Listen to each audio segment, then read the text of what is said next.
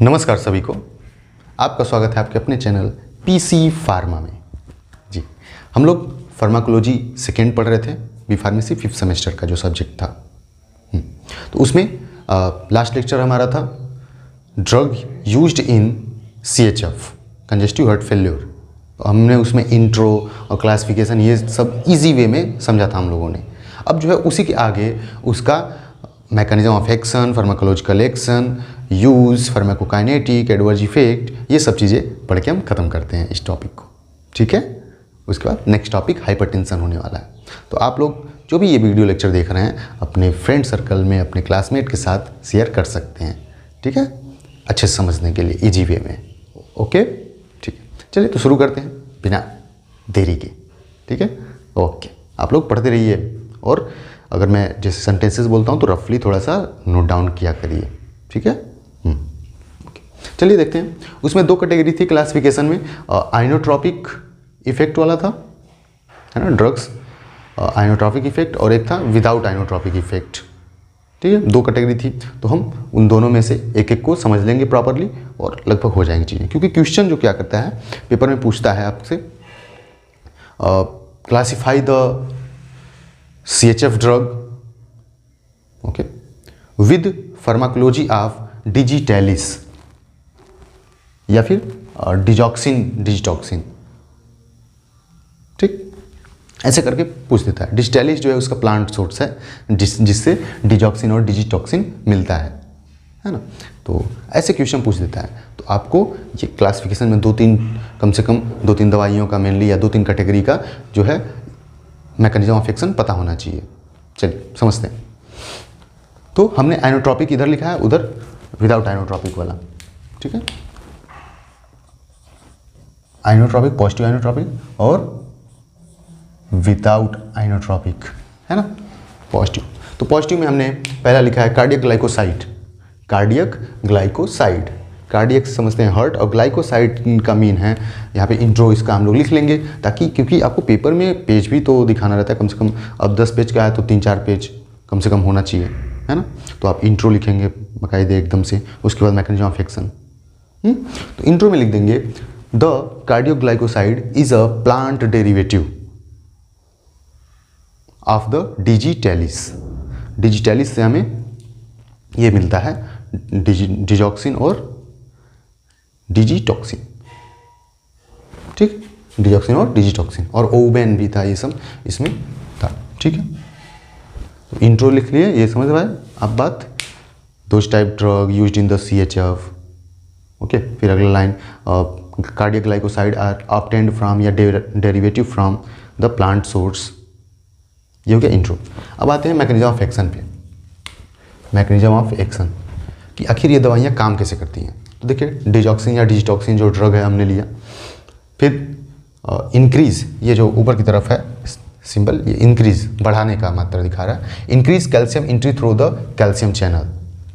हम इसमें देखते हैं कि जब डिजिटॉक्सिन और डिजॉक्सिन इस टाइप की दवाइयाँ ले रहे हैं तो कैल्शियम आयन की एंट्री जो है कैल्शियम चैनल के द्वारा हमारे सेल्स में बढ़ जा रही है। सेल्स आप जानते हैं ऐसे सेल्स, है ना, इसमें होते हैं different types channels.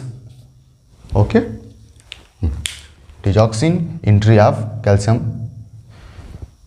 Ion increasation. फिर नेक्स्ट स्टेप में है इंक्रीज इंट्रासेलुलर कैल्शियम आयन, और जब ये अंदर जाएंगे तो यहाँ पे कैल्शियम आयन की मात्रा जो है बढ़ जाएगी सेल के अंदर। डन। अगले स्टेप में क्या है, more calcium release during depolarisation. Depolarisation, electrophysiology of heart, आप टॉपिक पढ़ लिए होंगे, नहीं पढ़े हैं तो मैं मेंशन कर दूंगा, पढ़ लीजिएगा। डीपोलराइजेशन, जब कैल्शियम की मात्रा ज़्यादा होगी तो डीपोलराइजेशन अच्छे से होगा और ज़्यादा अच्छे से होगा या तेज़ी से होगा। अगला है force and velocity of contraction increased.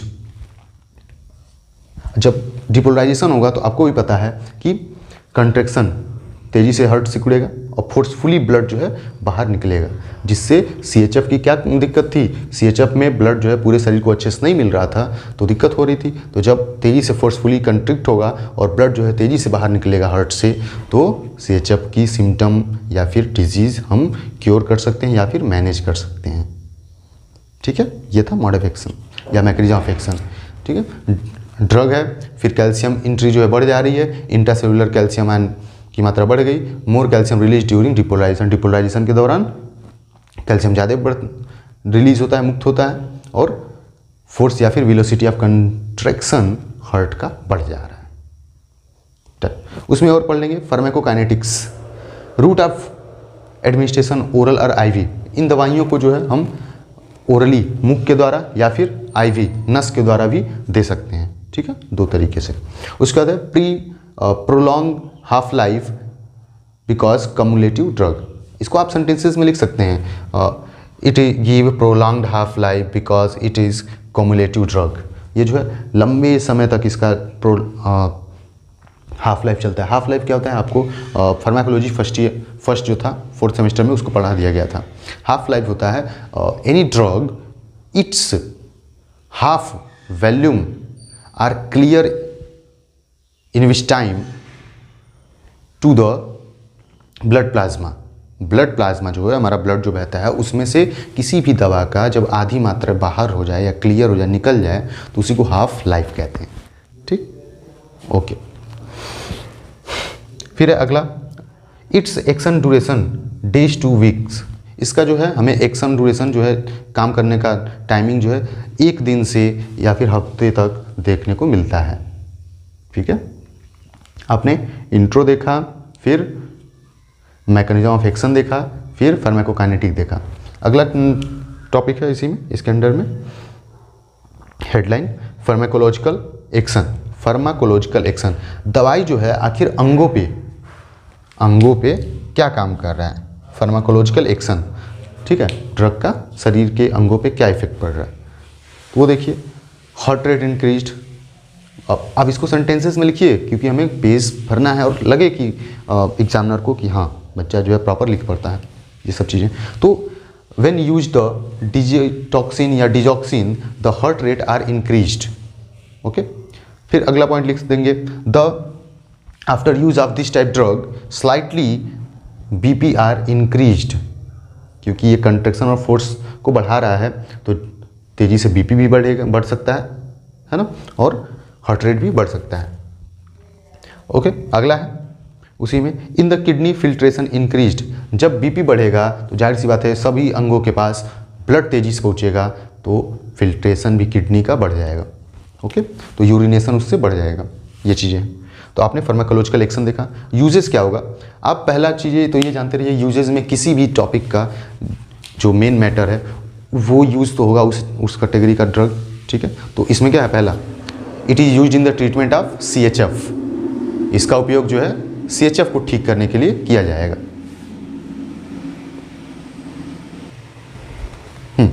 पहला पॉइंट CHF को ठीक करने के लिए। दूसरा पॉइंट है फॉर इंक्रीज लो आउटपुट, जो हमारे हार्ट का काम जो है कम हो गया था, है ना, वो अच्छे से पंप नहीं कर पा रहा था, तो उसको बढ़ाने के लिए भी इन दवाइयों का यूज किया जाता है, डिजॉक्सिन, डिजिटॉक्सिन, ओबेन, ये सब चीज़ें, है ना।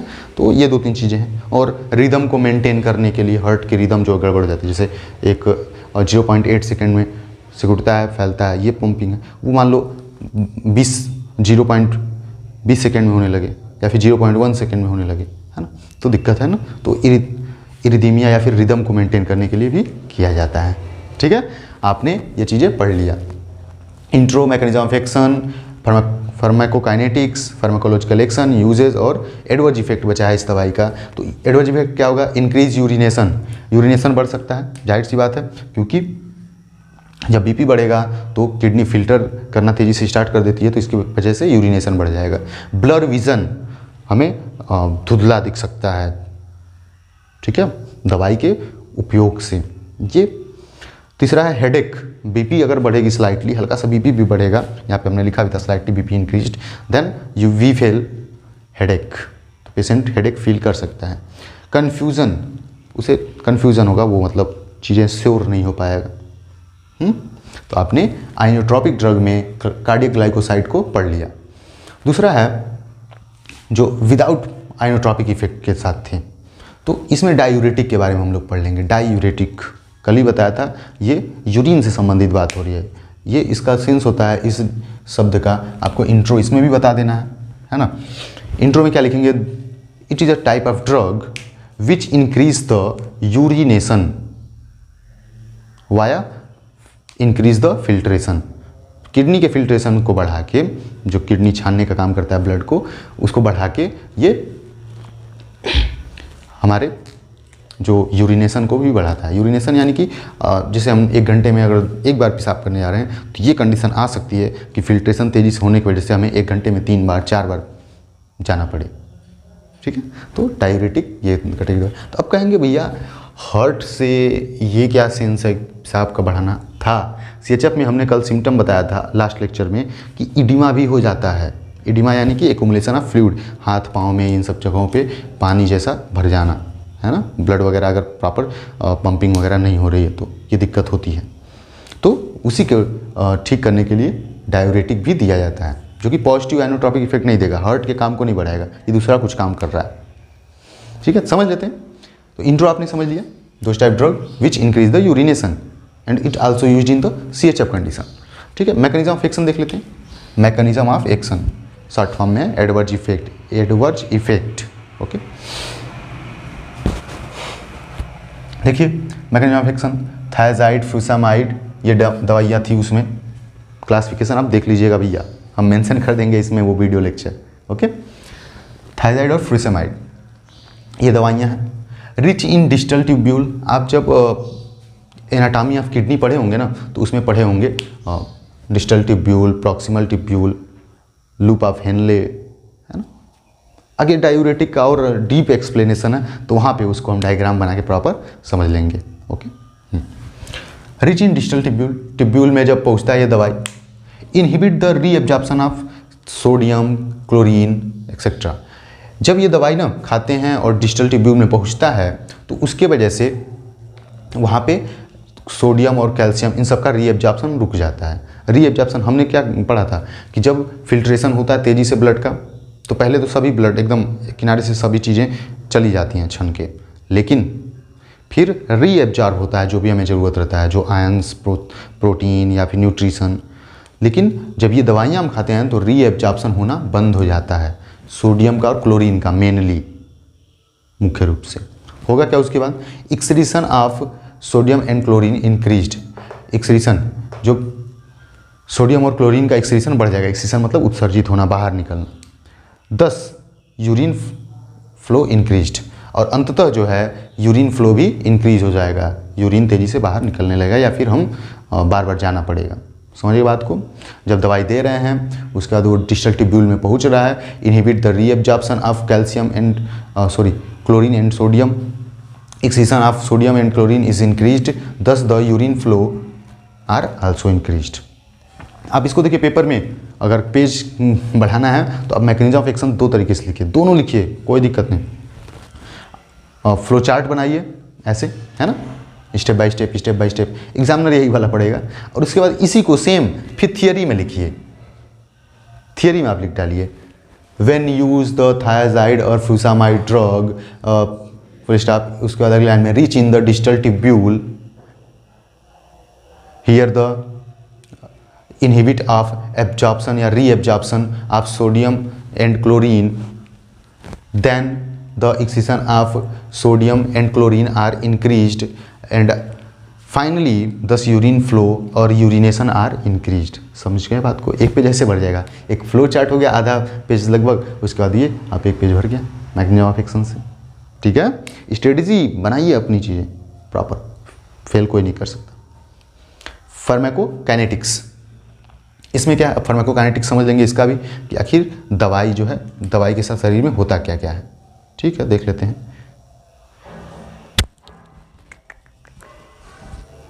सॉरी थोड़ा सा माइक फंस गया।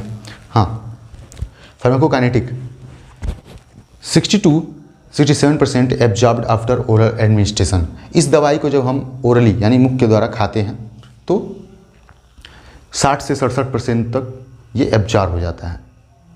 ठीक है, आपने अगर 10 mg खाया तो 6 mg तक एब्जॉर्ब हो ही जाएगा। ओके, दूसरा पॉइंट है प्रोटीन बाइंडिंग 91 to 99%। आपने प्रोटीन बाइंडिंग फिजिकल फार्मास्यूटिक्स में पढ़ा था, उसमें प्रोटीन बाइंडिंग पढ़ा था हमने। कि जब दवाइयाँ जाती हैं शरीर में ब्लड प्लाज्मा में तो एल्बुमिन और ग्लोबुलिन होता है, उससे ड्रग जो है बाइंड करता है, उसके बाद वो डिस्ट्रीब्यूट होता है और एक्शन देता है ना। तो प्रोटीन बाइंडिंग होगा। मेटाबोलाइज्ड इन लीवर, लीवर में मेटाबोलाइज होगा, यानी कि लीवर के द्वारा मेटाबोलाइज कर दिया जाएगा। इनको ऐसा बना दिया जाएगा कि अब आप शरीर से बाहर निकलिए साहब, कितना देर काम करेंगे, हमारे शरीर को नुकसान हो जाएगा ना। मेटाबॉलिज्म आप पढ़े थे, bio transformation of drug. Okay, excreted by kidney, kidney के द्वारा ये बाहर निकलते हैं, यानी कि यूरिन के रास्ते, पेशाब के रास्ते। हाफ लाइफ 30 to 60 मिनट, इनका हाफ लाइफ 30 से 60 मिनट तक होता है, यानी कि ये लगभग आधे घंटे या 1 घंटे में हमारे शरीर से आधी मात्रा इनकी निकल जाएगी, यानी 10 mg अगर हमने खाया तो 5 mg तक निकल ही जाएगी, है ना। फार्माकोलॉजिकल एक्शन, फार्माकोलॉजिकल एक्शन, ये शरीर पे आप एक्शन क्या दे रहे हैं या इनका शरीर पे क्या इफेक्ट पड़ रहा है ना। तो देखिए, increase urination, when this type drug are used, increase the urination, urination बढ़ जाएगा, पेशाब करने की दर बढ़ जाएगा। This drug are slightly decrease the BP, इस दवाई की वजह से बीपी भी हल्का सा कम हो जाता है। फिर अगले लाइन में है when this drug are used the oedema are decreased, oedema जो है कम हो जाता है, इडिमा यानी कि एक्युमुलेशन ऑफ फ्लूइड। यूजेस है इन CHF, CHF congestive heart failure में इसका यूज़ करेंगे ही, उसी के अंदर में पढ़ रहे हैं, है ना। तो CHF में यूज़ होगा। इन हाई BP, अगर BP ज़्यादा है तो भी डायूरेटिक का यूज़ किया जाता है, ठीक है, क्योंकि ब्लड में ही पानी भरा पड़ा है, ब्लड प्लाज्मा, और वही यूरिन के रास्ते जब निकलेगा तो जब मात्रा कम होगी तो BP भी कम हो जाता है ना। ठीक है, ये सब 2-3 चीज़ें हैं इसका यूज। और एडवर्स इफेक्ट इसका भी देख लेंगे। Adverse effect, vertigo, vertigo, vertigo मतलब होता है चक्कर आना, ठीक। डिजीनेस भी उसी को लिख देता है, ओके, कंफ्यूज मत होइए। आयरन डिफिशियंसी में भी इसके वजह से, इसके यूज़ की वजह से आयरन डिफिशियंसी हो सकता है। समझ आ रही बात। आयरन डिफिशियंसी यानी कि सोडियम और क्लोरीन, ये सब चीज़ें आप अभी पढ़े हैं कि रीएब्जॉर्प्शन इनका होता नहीं है और ये यूरिन के रास्ते बाहर निकल जाते हैं। तो हमारे शरीर में सोडियम और क्लोरीन, इन सब चीज़ों की आवश्यकता भी तो है ना। बीपी मेंटेन करना, एक्शन पोटेंशियल जनरेट करना, हमारे हाथ को मूव करने में भी ये सब जरूरी है। तो आयरन डिफिशियंसी हो सकती है। इम्पोर्टेंस, क्रोनिक यूजेस, अगर लंबे समय तक यूज़ किया जाए तो इम्पोर्टेंस हो सकता है। इम्पोर्टेंस समझते हैं, न पूछ सकता, नम पूछ सकता, बच्चे पैदा करने में दिक्कत होगी जो भी पेशेंट या पर्सन यूज़ कर रहा है, ठीक। तो आपने ये पढ़ लिया डायूरेटिक्स, इधर पढ़ लिया कार्डियक ग्लाइकोसाइड, तो आपको समझ आ गया होगा प्रॉपर चीज़ें। बहुत इजी है, कोई बहुत खास नहीं है। आप 1 बार 2 बार देख लेंगे, लिख लेंगे, 1 बार हो जाएंगी वैसे ही चीज़ें। और ये यूनिट जैसे ही कंप्लीट होता है मैं इसका नोट्स अपने टेलीग्राम चैनल PC फार्मा पे अपलोड कर दूँगा, ओके। आप वहाँ पे ज्वाइन कर सकते हैं, हम लिंक में वीडियो इस दे देंगे, उसका ऐड कर देंगे, ओके, ठीक है। पढ़ते रहिए, जुड़े रहिए हमसे। Bye bye, take care.